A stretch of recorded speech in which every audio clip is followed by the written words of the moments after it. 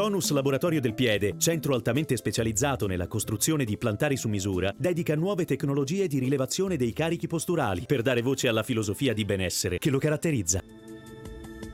Bentrovati al meteo. Un'intensa perturbazione atlantica raggiunge l'Italia e dunque il tempo peggiorerà in maniera decisa nella giornata di martedì 15 ottobre. Nel dettaglio sul Veneto avremo qualche spazio soleggiato in più al mattino. Col passare delle ore però avremo piogge via via più diffuse un po' su tutta la nostra regione, localmente anche intense. Temperature minime tra 12 e 16 gradi, valori massimi compresi invece tra 15 e 22 gradi.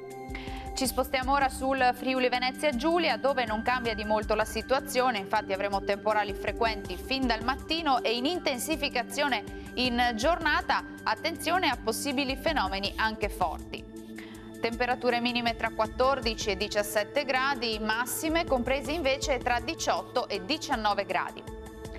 Uno sguardo infine al Trentino Alto Adige, dove appunto anche qui non cambia la situazione, con tempo perturbato un po' su tutta la regione, vedete.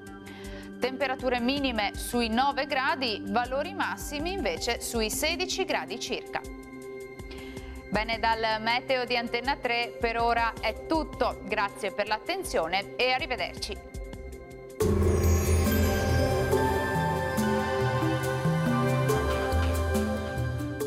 Tonus è il miglior negozio di calzature moda comoda. Qui troverete il più vasto assortimento di calzature Fratelli Tomasi, eleganza e comodità, perché camminare è vivere.